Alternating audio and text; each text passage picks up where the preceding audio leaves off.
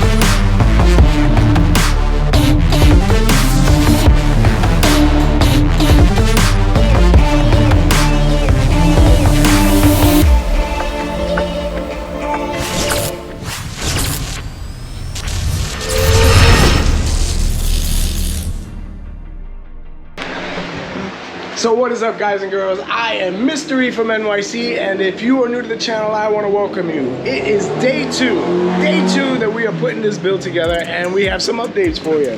Powerful Lithium. All right, Carlos had his hands full putting this thing together. Oh, it looks a lot nicer. It looks a lot nicer. Yeah. So we, spraying all these nights, trying to make it. I feel so much better. more. Yeah, a lot better. I feel reassured. This was like my biggest worry out of everything. But yeah, you cleaned it up really nice. Yeah. So again, we still have to blast it. And like again, we want to see what we're still deciding what to do with this crap, because we don't want to see that. We may fill it with special type of filler. But we'll hit once we get to that. We're gonna, I first have to sandblast to see exactly how we fill it and how it keeps on working out. But that's, hopefully I'm able to do it and it works well. It was really, really raw, but they did a pretty phenomenal job at getting all the imperfections off. So now you have, are you gonna use those screws that I brought? Okay, screws, the washers. No Loctite? Yep. I'm gonna stick with the stick. Just want to see how it goes.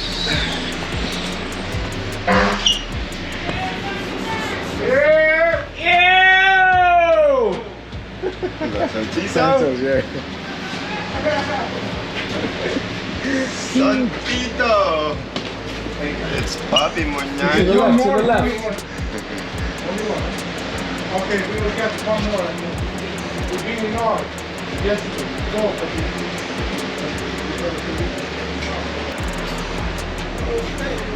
Alright, so that side panel that you see over there had been a long time in the making. It wasn't easy to find somebody that would actually put something like this together, but V from Powerful Lithium got it done. And on top of that, when it came to us, it was really, really rough.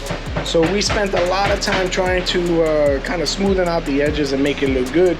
But even with all that work, when we took it to the powder coater, he had his hands full at getting it to the finish that you see right now. And it is a huge panel. So what I'm thinking of doing is to get some type of custom decals made out to go onto the side and maybe incorporate the names of Powerful Lithium, Spark CycleWorks, Tapia seats, and our boys at ArcaneMoto. It is the boys at ArcaneMoto that did a tremendous job at getting the finish that you see right now. Alright, so this is the crank arm. They're going to be going on now. And we have some Arcane pedals over there that we're going to put on as well. Arvin, what do you think of those? Yo, Spark works. They're backwards? Yeah. Oh no. How do you know they're backwards? So your screw for this one's supposed to be in the front. Okay, awesome. Well, that was just me real quickly putting it together to bring it down here to get an idea of what it looked like. All right, so we can put this on now, right? Put this one on. All right, that sounds great. All right, inside the battery enclosure, you have some screws that hold the enclosure to the frame of the bike. And I am just curious, V, what is it that you can do to the bottom of this enclosure that will protect my battery?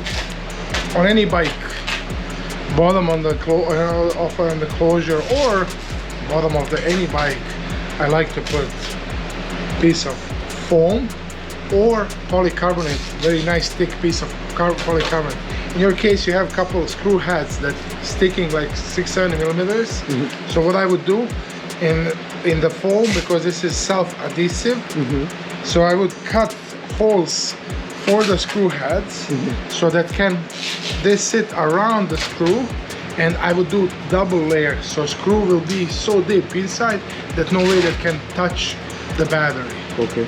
So something like this, on Amazon we can buy like a sheet like this, 30 by 20 inches, and then we can cut, and it's self-adhesive. Okay. So it's very simple to get this, and it's nothing compared to safety, compared to have healthy battery as well. It's very important. Also in this case, because you have a lot of room inside, because the enclosure is very big, I would do also some sort of stripes down there, or even double side tape. Okay. When we slide battery down, double side tape is not gonna hold forever. It can, when you hit on the bump, it still can peel off.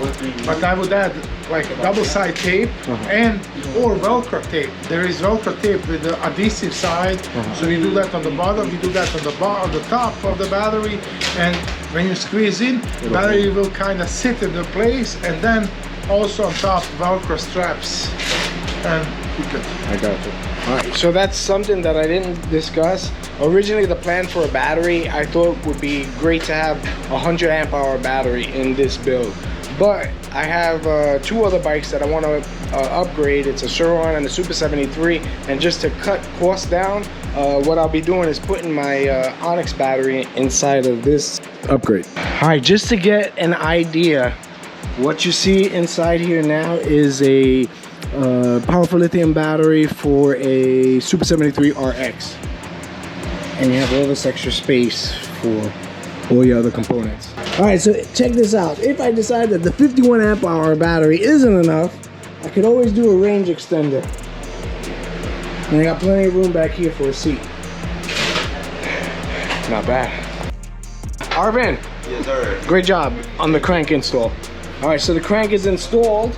And if you guys are curious as to what type of pedals I'm going to use on this build, there's a company called Redshift Sports, and they put out an Arclight pedal. This is the latest design that they have. All right, so the peg pins on this particular model, as well as the design, is different than the first version that they had.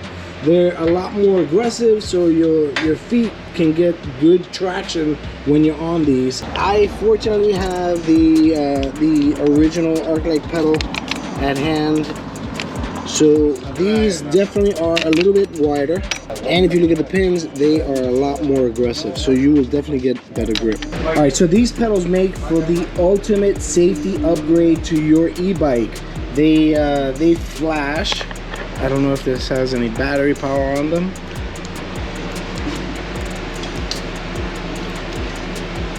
All right, so there's 3 different flash patterns on these: solid, red, or white. There's a second mode. It is a flashing pattern, and then there is a third mode, which is a faster flashing pattern. In the steady mode, you'll get 3 hours of usage. In the second mode, which is a slow flashing Wait, cut! In the second mode, which is a slow flashing mode, you'll get 11 hours of usage. Oh, you guys got me cracking up now. And in this third, which is a fast or rapid flashing mode, you will get up to 36 hours of usage. All right, she's looking good. Let me see this side. All right, so this is perfect then. We have clearance. And for those of you wondering, yes, the pedals will work. We're gonna have a chain going back here, and you will be able to pedal this bike. Depending, of course, on how heavy it is. I don't know how fast or how far you're gonna go, but it will be functional. All right, so we have the torque arms added, we have the enclosure added, we have the crank arms and pedals added. What are we doing now? Light. The Hella Black Magic light.